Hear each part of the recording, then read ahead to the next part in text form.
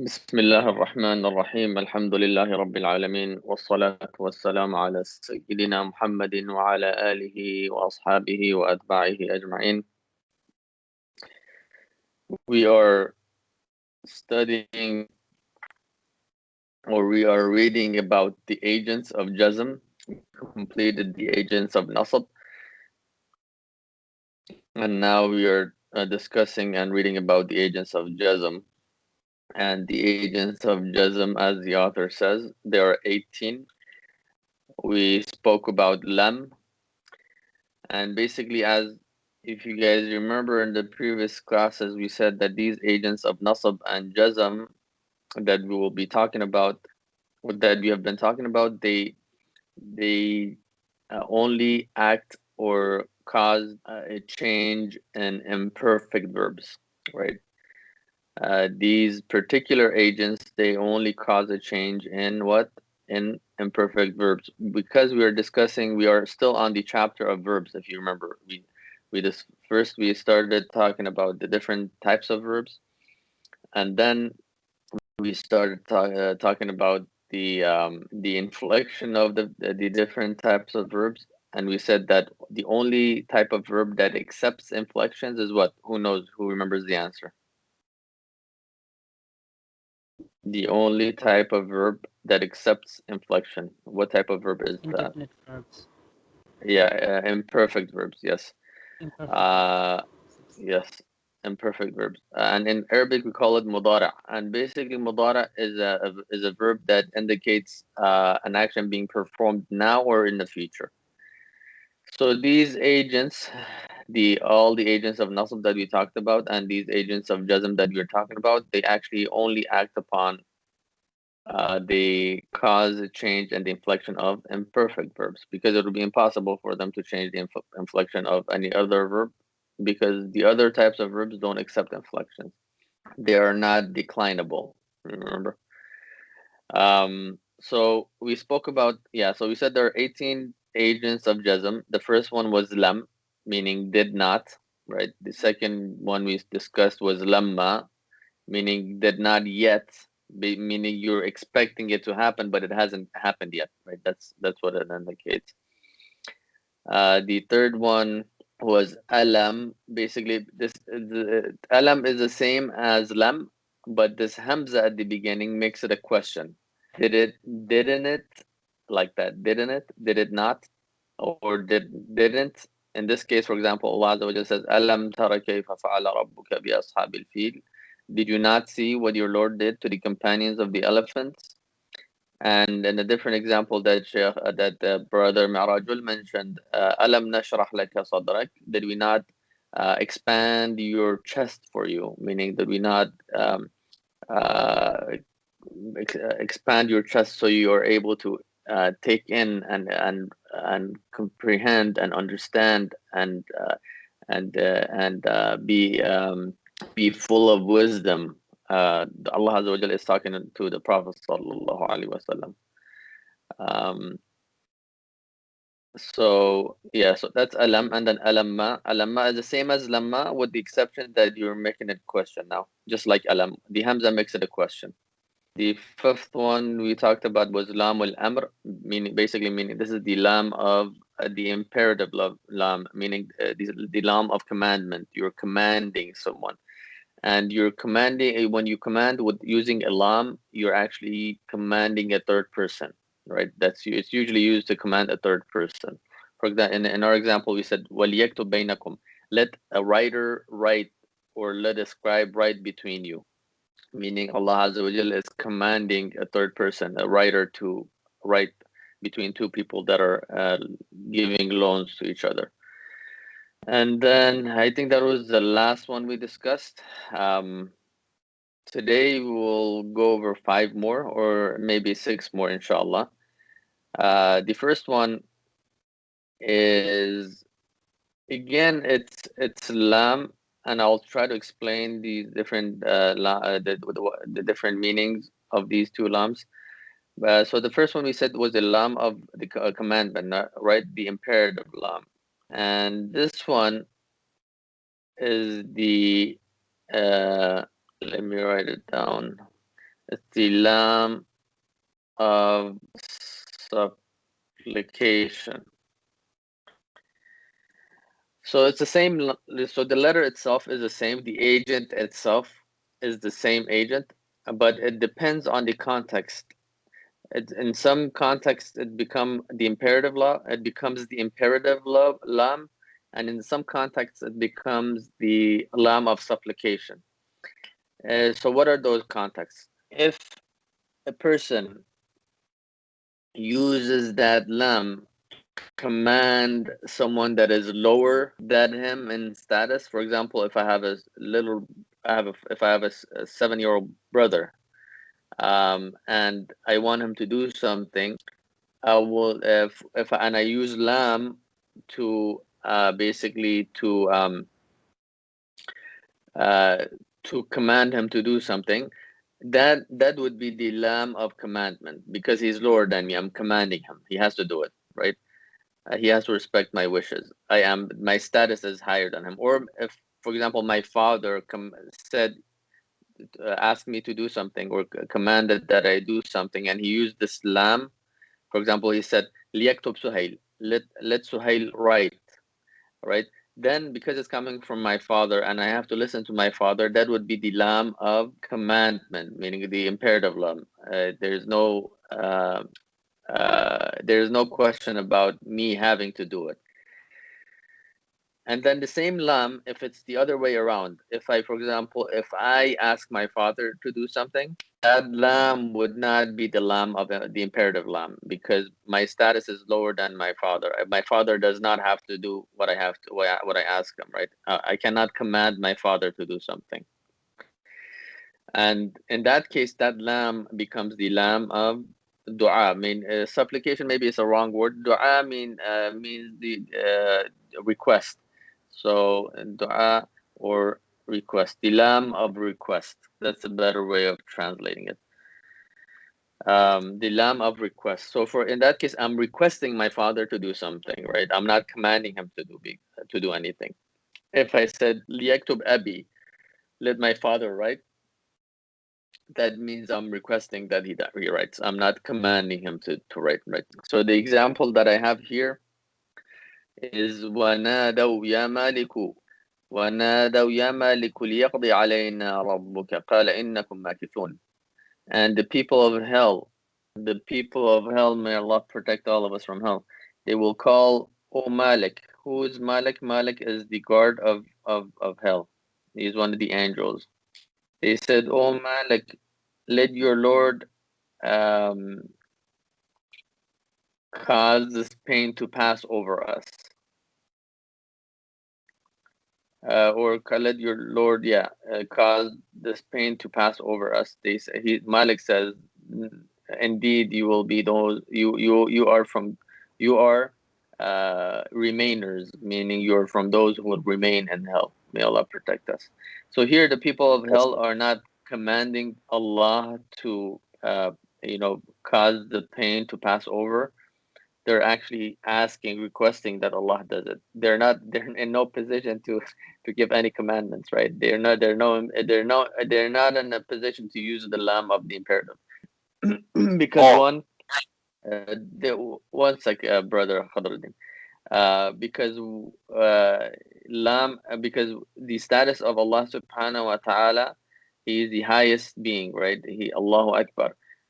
So whoever, regardless of who it is, whatever being that uses lam and refers for Allah, uses lam to ask to request something from Allah, it will be a request. It will never be lam when it is used for Allah subhanahu wa ta'ala. It will never be the lam of the imperative, because he's the highest being. He's the most high, right? Yeah, brother Khadruddin, go ahead. You had a question? Yeah, because I was about to ask about that, because it kind of shows their arrogance, asking it like not within a request, but they're demanding like something, like they're No, well, no. not So they're demanding, not demanding. well, like they're commanding us Yeah. some to do something, but like they're not, like you said, they're not in any position to ask or Yeah. to So do something for them. Yeah, so basically what I'm trying to say, this is actually they're not commanding. They even know they're not commanding. So that's why that's the difference between the lam of the imperative and the lam of the request. This is an example for the lam of the request. Maybe I should have been more clear in explaining that. This here is an example for the lam of request. So meaning there's in such a terrible state and in such a low state that they're requesting that Allah subhanahu wa ta'ala causes this pain to pass over them. Okay. Uh, yeah, so that's my bad. I should have explained which lam this is for. This is the lam. This is for the lam of request. So they're requesting, but here in our previous example, it is it is actually Allah subhanahu wa ta'ala commanding the scribe or the writer to write between the two people that are giving each other loans, right? So the Most High is commanding a creation of His. So that would be a commandment.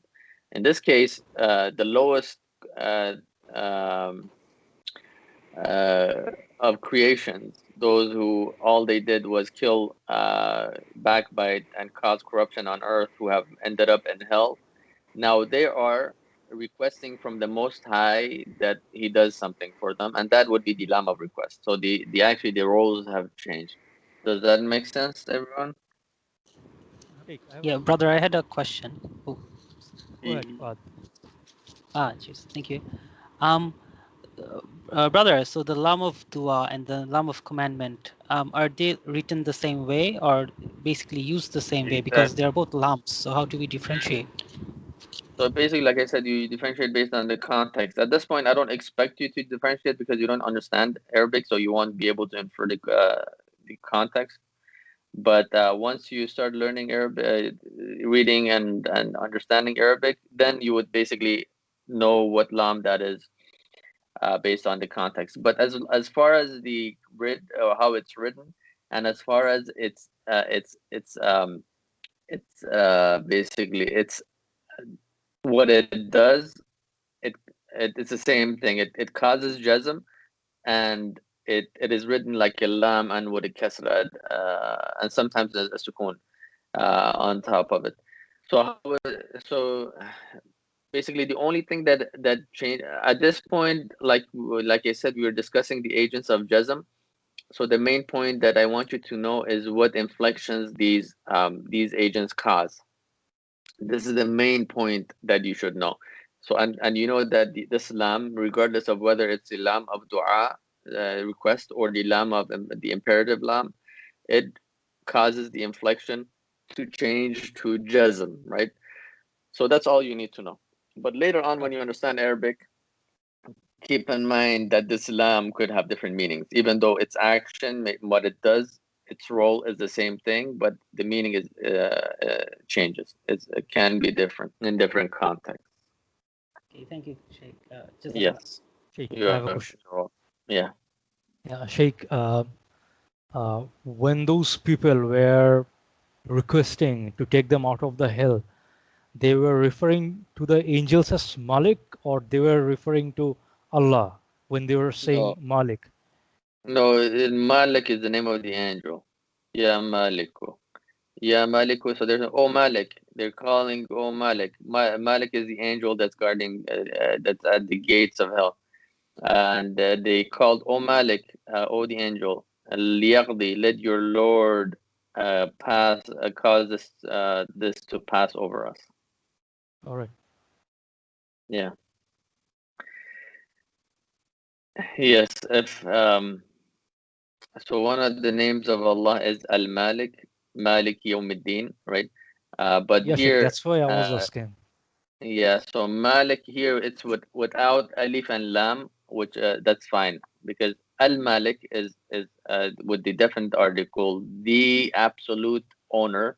That's Allah subhanahu wa ta'ala. All right. But without alif and lam, the indefinite form can be used for other for us as well, for us and the angels.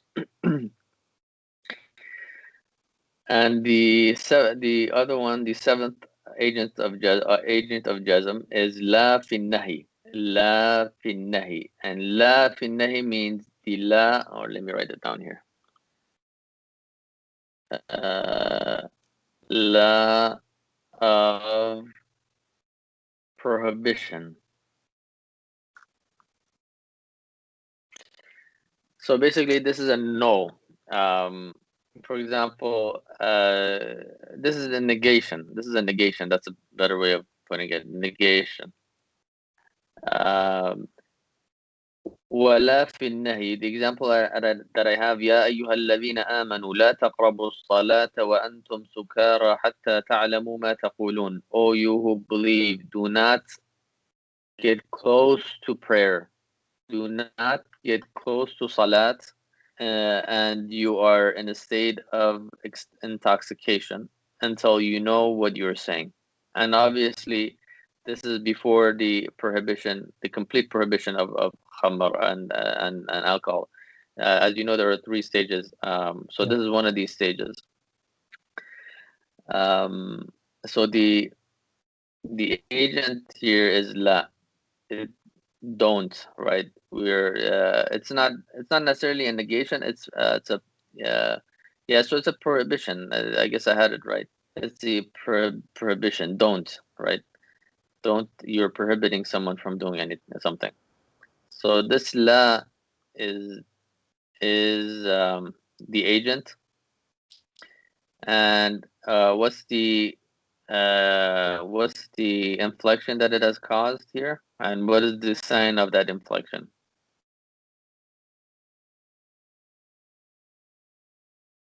So what type of verb is this, first of all, before anything else? Sheikh, it would be imperfect verb. Good. Imperfect verb. And from the imperfect verbs, because it has a wow, which type of imperfect verb would it be? Faulty, the faulty one. Okay, so that's a good answer, but try again. And try again, because if it was the faulty one, the la would have removed it, right? If it's the faulty, Oh yeah.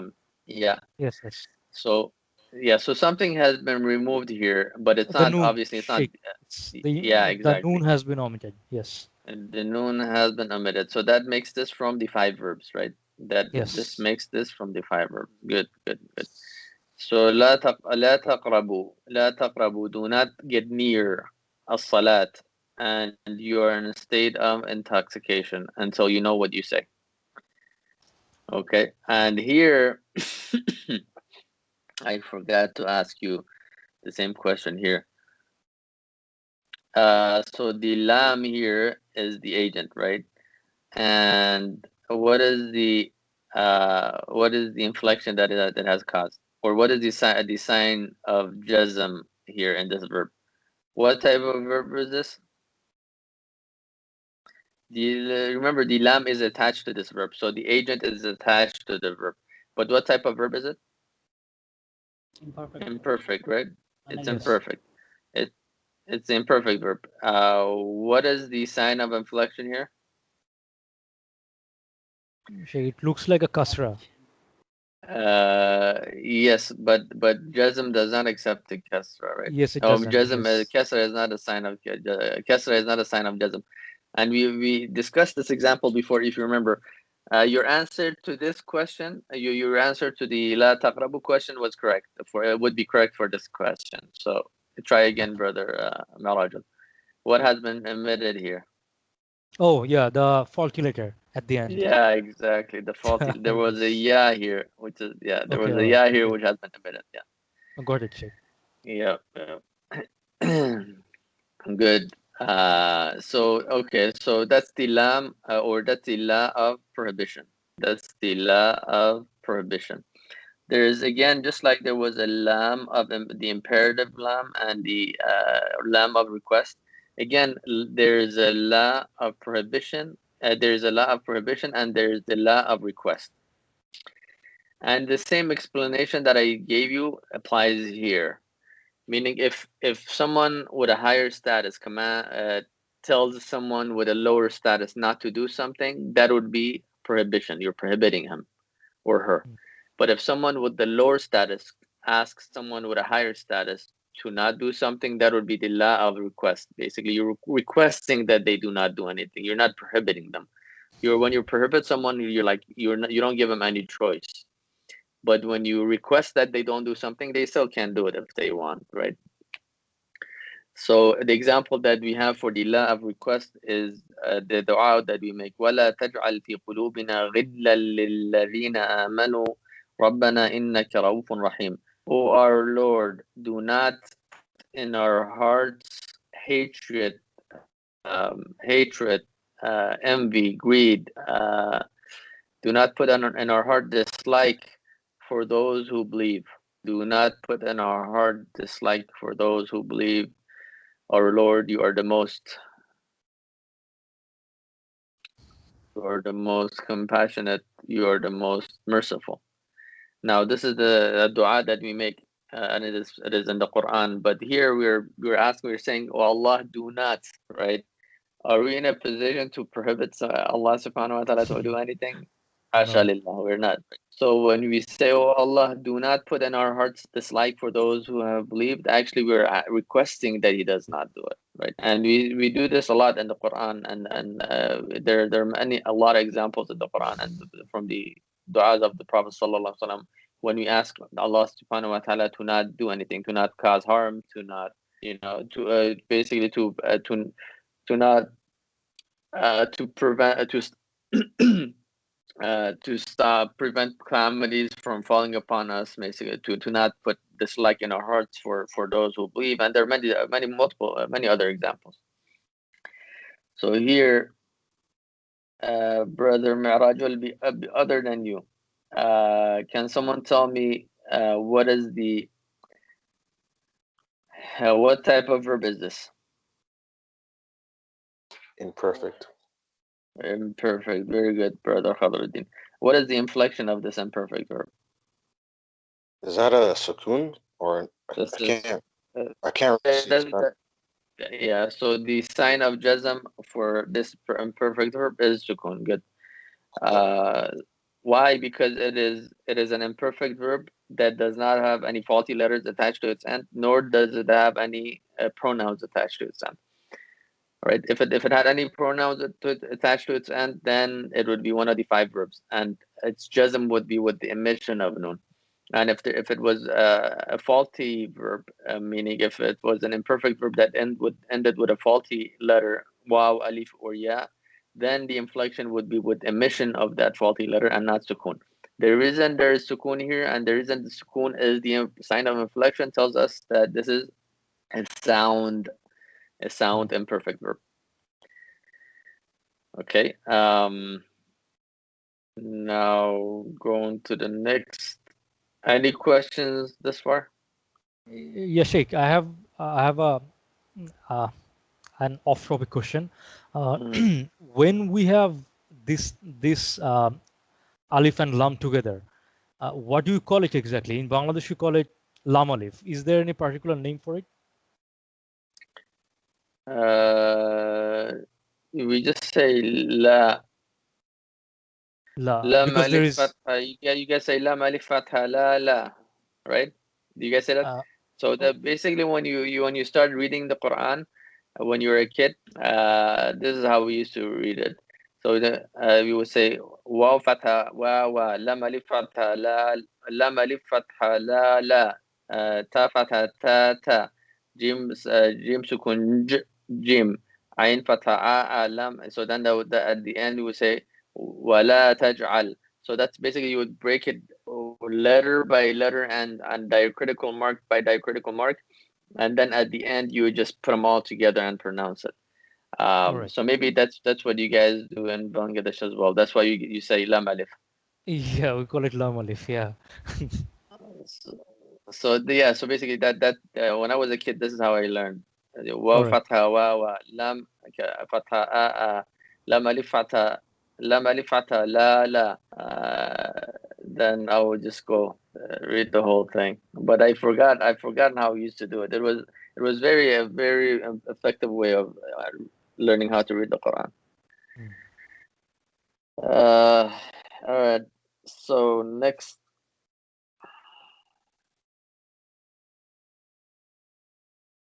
Next is in, wa in. Yeah. So going back, what dua, I did not say the Arabic. I don't remember reading the Arabic part. So let me read the Arabic part. So from the beginning, والجوازم ثمانية عشر وهي لم ولما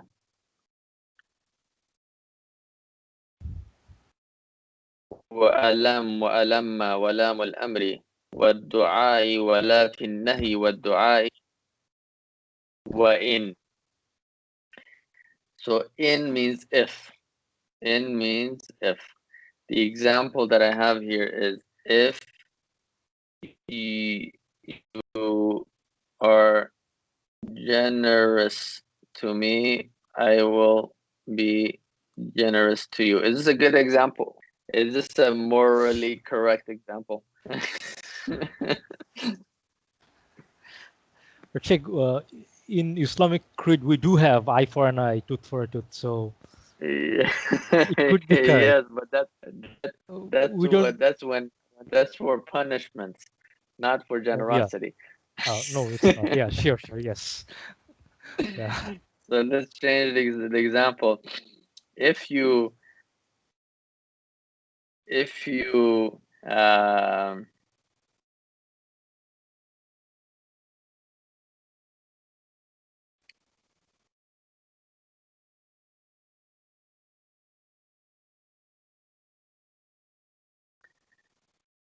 if you are not generous to me, that'll be the total opposite, right?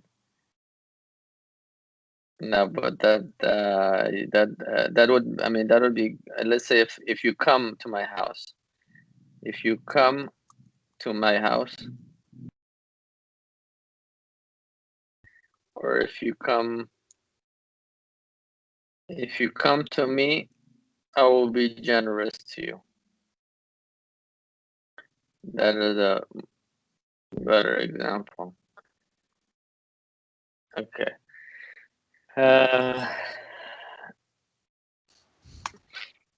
So here again, this is an agent of jazm, and what it does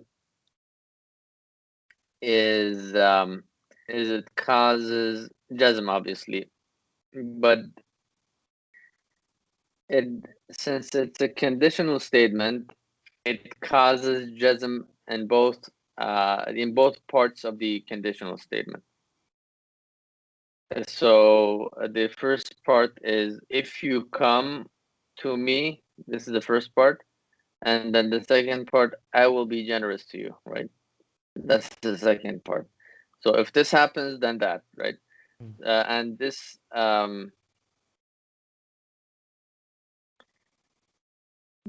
agent of jazm has the quality of making two verbs majzum, causing jazm for two verbs, both the one in the hypothesis and the one in the second part of the conditional statement. Okay. So in ta'tini ukrimka, if you come to me, I will be generous to you. So the first, what type of verb is this? Imperfect. Imperfect verb, yes. Now this is a trick question, so I won't even ask you. It's gonna be hard for you to answer. So it's a faulty. It's not a sound imperfect verb because The presence of ya at the end. exactly, but that yeah is for something else. That's why I said it's gonna be tricky for you to get this one. Sheikh, it's also starting with ta. Is that something? No. Yeah, no. Actually, the point I want to draw your attention to is actually the verb itself stops here. So ta'ati is the end of the verb. This noon is what we call noon al-wiqaya, and this ya is what is the pronoun. If you come to me, right? See this me part. The ya is the me part. And this noon is simply put here to separate the ya, the pronoun, and the verb. So basically, this actually has no meaning. The noon has absolutely no meaning.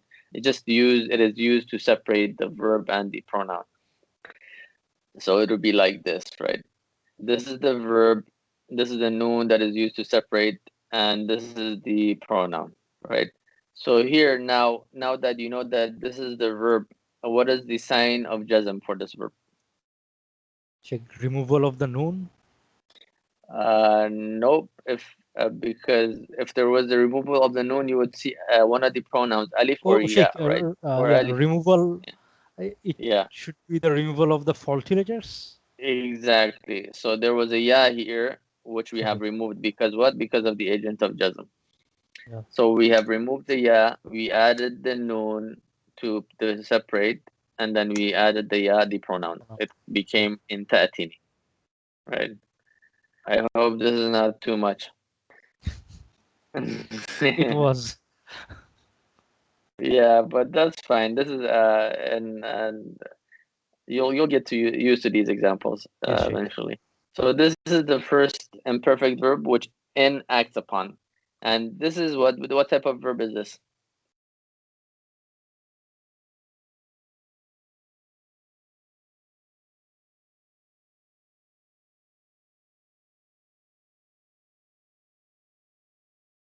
Wouldn't it be imperfect? Very good, very good, very good. It is the imperfect verb. What is the sign of jazm for this imperfect verb?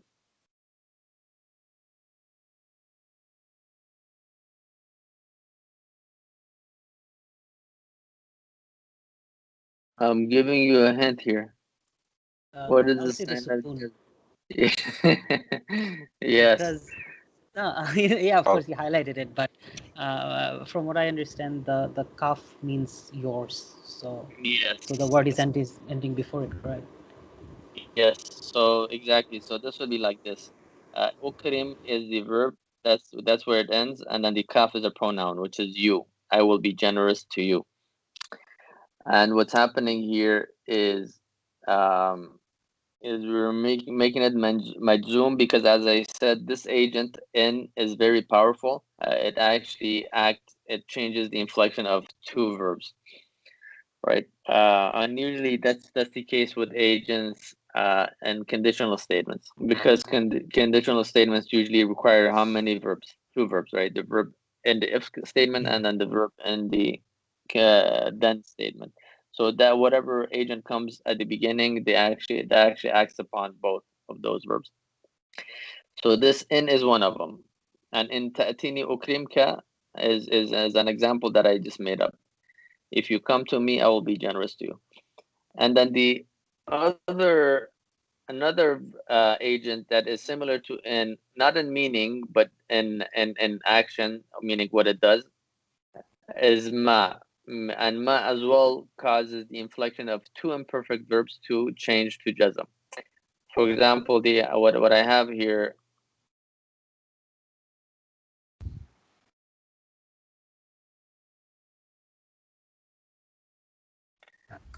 this is an easy example. Ma taf'al af'al. Whatever you do, I do. Whatever you do, I do.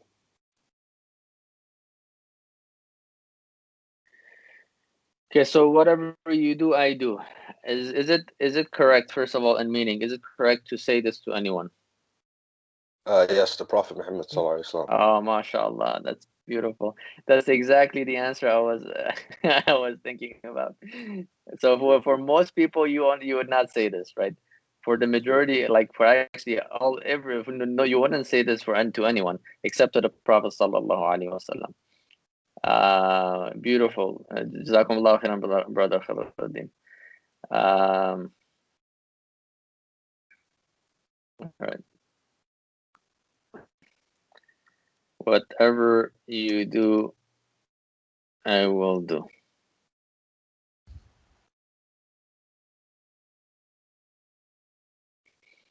But see, the thing is, now the second question is, can anyone do what the Prophet used to do? Everything that he used to do. I mean, if we were able to, we would all be prophets, right? A'udhu billah. I mean, we are But we supposed to will, follow him properly yeah, and perfectly, but but we we will don't. try. Exactly, we will try. And if we make this statement, we will do our best to follow through and make it a reality. And our shortcomings, the things that are out of our hands, we ask Allah Azza wa Jal to forgive us. Yes. Mm. Okay, so what is the what type of verb is this? Imperfect verb with sound ending. Exactly. And what is the sign of jazm? Both are sukun. You both are sukun, yes.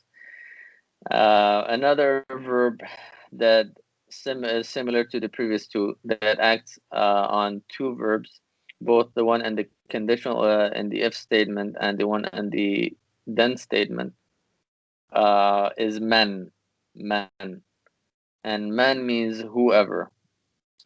So ma meant whatever. Man means whoever, right? Wa in wa ma wa man. And here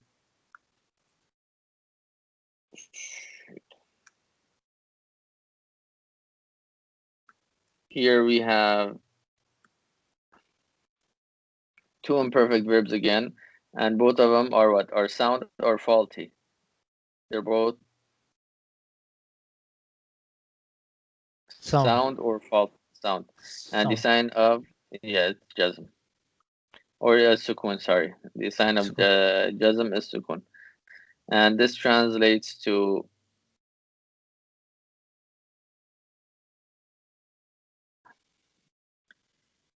whoever you are generous to, I will be generous to. Okay.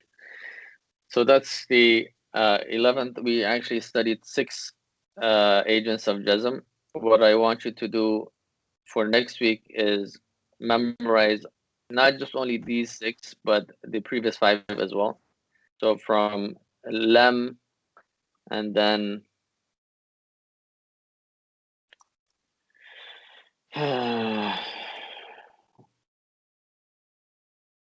walamma,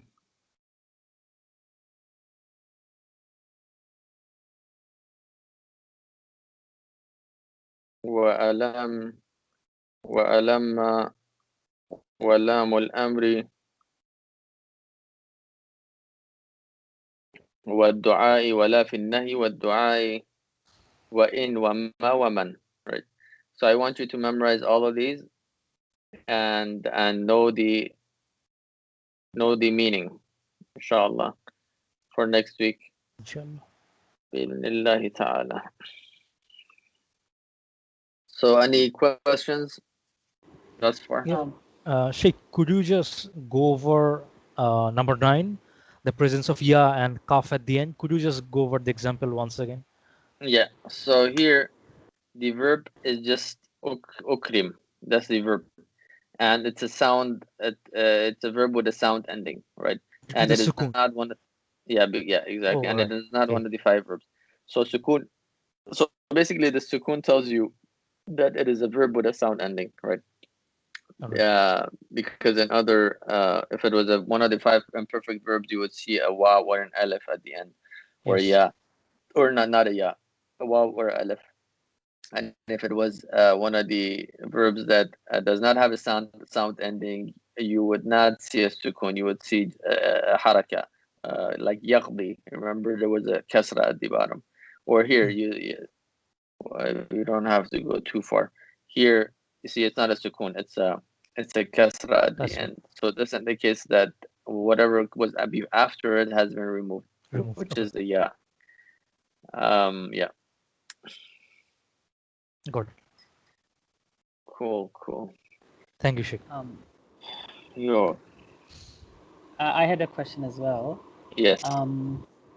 For ma and man, so it's the agent or these words that like both of the verbs.